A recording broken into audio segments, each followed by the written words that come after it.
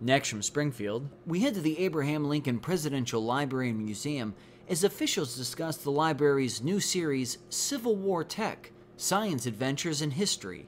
This runs about 20 minutes. We're so pleased to have you join us here at the Abraham Lincoln Presidential Library and Museum. And I know you're in the museum now, but we hope you'll take a moment to go across to the library as well. We're thrilled to be with you today and to have with us our friends at AT&T, specifically Jim Maurer, and also Senator Sam Mccann and State Representatives Sue Shearer, and also Eileen Makovich, the Executive Director of this world-class museum, who is going to say a few words right now. Eileen? I'm so happy to welcome all of you on this wonderful occasion when we celebrate an ongoing relationship with AT&T, very special. And to say that AT&T is so important to us in terms of the way that we work with school children, with young adults, with people who are going to make this a better world. You're going to take what we give you and make it better, and AT&T will work with us and you to provide you with a library and museum experience that is truly extraordinary. I thank you so much, all of you, for being with us, and especially for AT&T. And I also should say that we have an extraordinary education staff that are here with you now, and I hope you get a chance to talk with them as well about your ideas and what you'd like to see here. Thank you so much. As Eileen just was mentioning, AT&T has been a tremendous supporter and partner with us here at the Abraham Lincoln Presidential Library and Museum. In fact, they've partnered with us. As you may know, it's our 10th anniversary here, but they've been partnering with us for 15 years when the foundation was founded and when people were just trying to decide what Abraham Lincoln's museum, presidential museum and library would look like. Just behind us, there's Ghosts of the Library. That exhibit is one of our most popular, and that would not have been possible without AT&T's support. Just earlier this year, we launched My Lincoln's digital tour, and that was also done through the support of AT&T. A few years ago, we launched Under His Hat, which some of you may have seen, and that allows you to go online and learn about some of the artifacts linked to the Lincoln family and his era, see the hat twirling 360. That was through the help of AT&T. And we launched our ABE app. I don't know how many of you have the ABE app downloaded on your smartphone, but we have an ABE app, and that was also launched with the help of AT&T. So here we stand, another moment in time where AT&T has come through for us. Over the course of our relationship with AT&T, they have generously donated more than $2.5 million to us in various ways. So let's give them a round of applause. So today, through their continued support, we are able to bring to you Civil War Tech. And it's a program for students ages 8 to 12, which helps them combine science and history to help you critically think when you're here in the museum, and also when you leave, where you can combine and critically think about 19th century technology. We were just talking how maybe a balloon in the 19th century might be a drone today. So you can see how Civil War technology affected people then and also how it affects us today. This is just another way that AT&T is working in partnership with us to enhance your learning experiences. They're helping us build a better tomorrow by educating you today. And I only wish we had something like this when I was in school millions of years ago, but you really have an opportunity here. And what we find in AT&T and what we hope to build in you is an organization and individuals of critical thinkers, innovators, and communicators for our century. So with that, we can't thank AT&T enough, and it's time to bring up Jim Maher, who is representing AT&T. He is Vice President of External Affairs. Jim?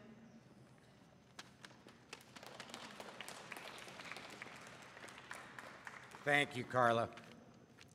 Well, my name is Jim Maher, and I'm proud to serve as Vice President for AT&T Illinois' External Affairs Organization. I love working for AT&T, and days like this are a big reason why. That's because at AT&T we are very much involved in the communities we serve. And here at the Abraham Lincoln Presidential Library and Museum, we have been involved for quite some time. Our company is proud to be one of the founding donors of the Abraham Lincoln Presidential Library Foundation. And we've supported for quite a while the Ghost of the Library, which I think if you haven't got a chance to go in there, it is totally cool. So I'm a technology guy, and it still amazes me how it works. So if you don't get a chance to do anything else, be sure and try to get into there. I'm especially excited to be here today because we're here to announce that AT&T is extending our support to help make important history come alive for students like you today. AT&T is contributing an additional $25,000 to help launch the Foundation's new Civil War Tech program. We really think it's a great concept, and we think it'll help engage students by connecting science and technology. AT&T continues to support science, technology, engineering, and math programs, or STEM programs, to help students today prepare for the jobs of tomorrow.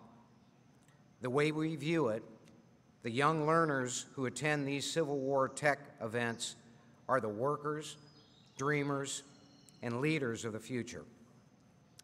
Mr. Lincoln said, education was the most important subject that people can be engaged in. And I think at AT&T we agree there. That's why we're proud to support the Foundation's Civil War Tech Program series, and we encourage all of you to attend it, and we hope you enjoy it. Thank you very much.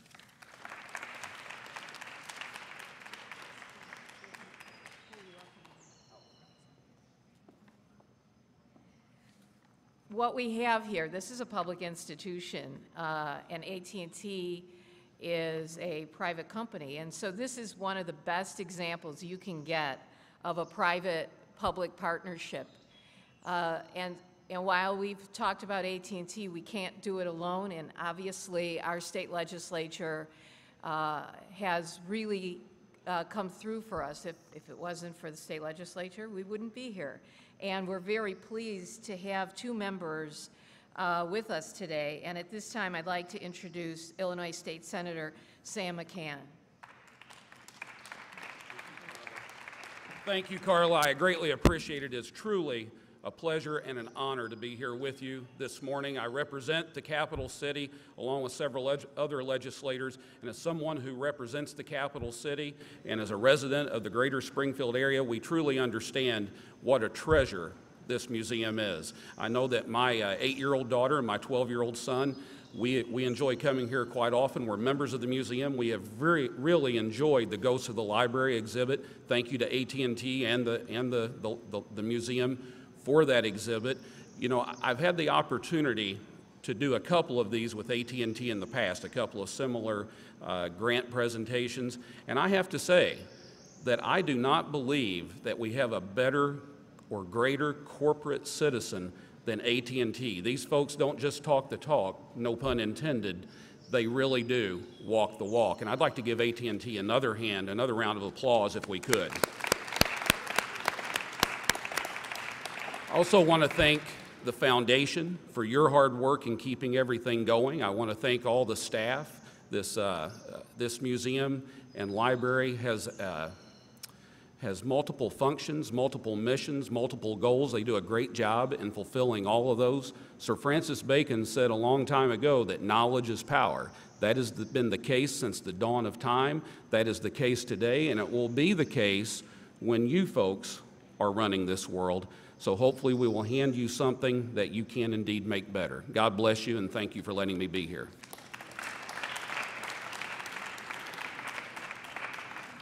Another member of that public-private partnership that I am pleased to welcome today is Illinois State Representative Sue Shearer.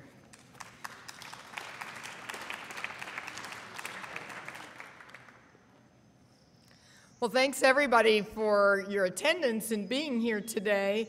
I'm very honored to be here. I'm State Rep Sue Shearer, and you're sitting in my district, which is our district, and I was a teacher for 33 years. So I really cannot even remember how many times I've been here with classes on field trips.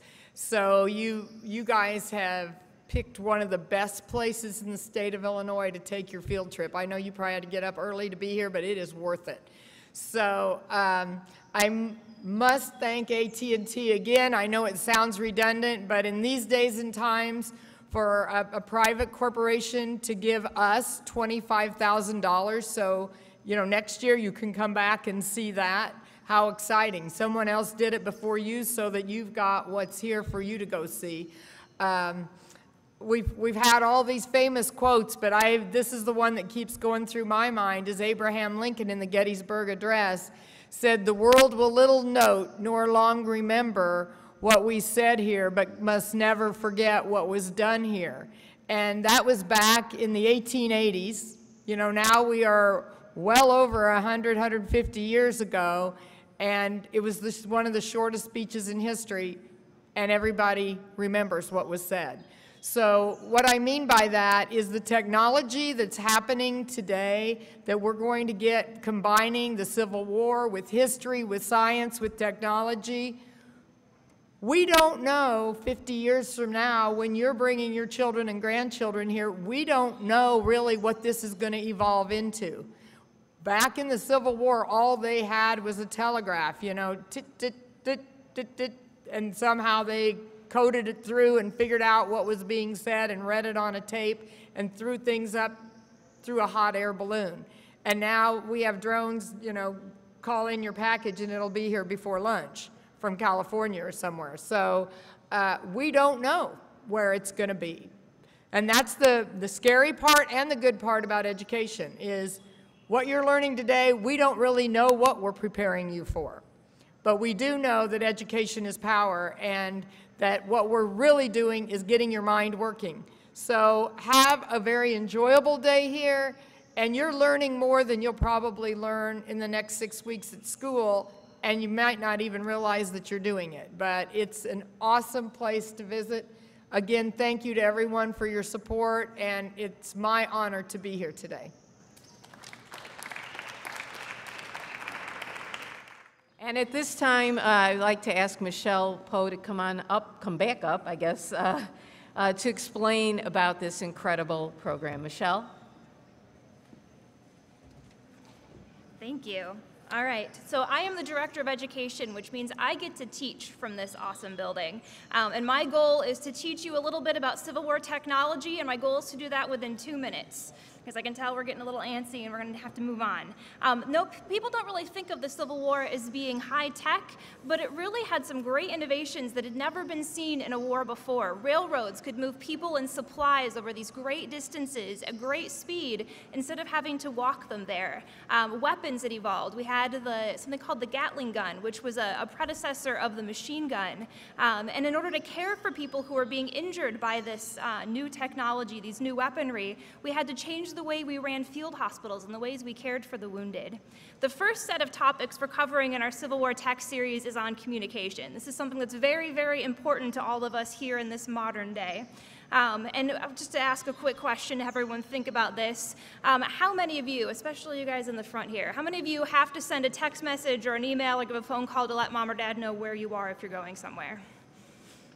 All right, so you're giving updates about your movements. That was exactly what was happening with the telegraph during the Civil War. Before this, as president, a general, you kind of had to just assume people were moving where they needed to. You didn't have the opportunity to check in. But with something like this is a modern day version, sending these dots and dashes over electric wires, they were able to figure out where soldiers were going and what was happening there.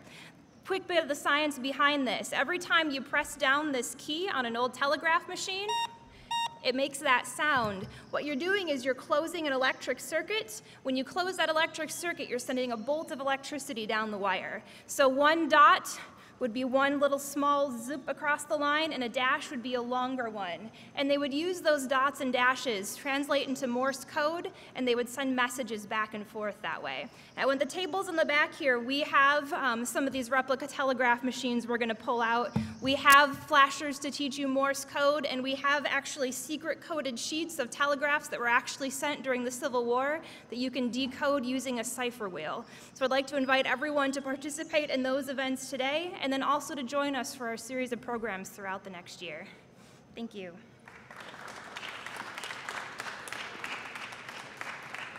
So before we conclude our program, if there are any questions from any of the students, any of the press, is there anyone that has a question? How long is The series is going to be Saturday, in the morning once a month for the next year, and then we're going to have 3 larger public events that are open to more than just 8 and 12-year-olds. Yeah, this weekend we're doing a program on bugles and drums, which is talking about the science of sound and how you could communicate on the battlefield. If someone couldn't stand there and start yelling for the troops to move forward or to stop, you had to have different ways of communicating. We're going to have a session on Civil War photography, and we're going to develop images using technology that was around during the Civil War. We're going to talk about submarines and the Hunley and how watercraft was used. They were surveillance balloons, not hot air balloons, they were gas balloons that would go up in the air and observe what was going on the battlefield or helping to prepare. You can imagine this wasn't the most stealthy technology ever, but it was something that was new, something that hadn't been done before. So those are some of the topics. 2-1. Michelle Poe, thanks for joining us on the Illinois Channel. As you had the opening of an exhibit called Civil War Tech here at the Abraham Lincoln Presidential Museum, what is it that people will learn, and who is the intended audience? Sure. This is a program series that's designed to combine history and science. We want to bring STEM technology together with what's been happening in the past. Our goal is to reach out to 8 to 12-year-olds as our primary audience, but we also are going to be having 3 public events that are open to people of all ages, so we can share this information with everyone. And what kind of things would people see, and when would they see it? In other words, is it going to be on permanent display, or what would they see? This is going to be, it's more of a workshop, a series of workshops and public events. The workshops for 8 to 12-year-olds are going to be in the first couple weekends of each month. It's going to be a Saturday morning typically from 10 to 11, and then the public events are going to be throughout the year. Our first one is next week, it's October 10th, and that's going to be in the library, and we're going to have information about the telegraph, about bugles and drums, and we're going to have some Civil War reenactors joining us. And if people wanted to know all the dates that are available, is there a website they can go to, or how do they find out what dates are available? Absolutely. We have information on presidentlincoln.illinois.gov, which is the ALPLM's website. Now, tell us a little bit about technology of the Civil War, and why is this a topic that we should even pay attention to? There's a lot that happened during the Civil War that impacts what we do today. The first few topics of this series, we're looking at communications. We're talking about the telegraph, we're talking about how people communicated in the middle of a battlefield, and we're looking at photography. And all of those have echoes today. If you think about the telegraph, it was the first time in a war that people could find out, the president could find out where soldiers were moving back and forth in a battlefield. Just like today, when we leave here today, I'm sure one of us will set an email, call, or text message saying we're on our way to our next location. So it has repercussions today. And what other, how many workshops in total will this series entail? There will be 12 workshops and then 3 public events, so 15 total. When people go on, aside from knowing the dates of the workshops, are they going to have some kind of a subject matter so they can, cherry pick the ones they want to attend? Absolutely. We're going to have a brief description and the title of each one of these. And what else, aside from, say, the telegraph and all, what are some of the other topics if they're already decided? We are going to have the railroad, we're going to have ironclads, so ships that were sort of outfitted to protect themselves. We're going to talk about submarines and submersibles. We're going to talk about gas balloons used for surveillance. And we're going to look at medicines and the science of caring for people during the Civil War as well.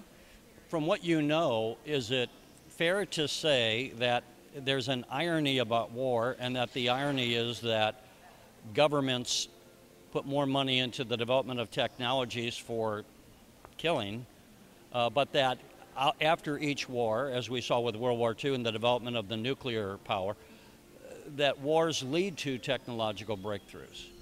It's interesting to see how that need, that immediate issue, they say necessity is the mother of invention. They're in the middle of this experience for the field hospitals were something that changed rapidly during the Civil War.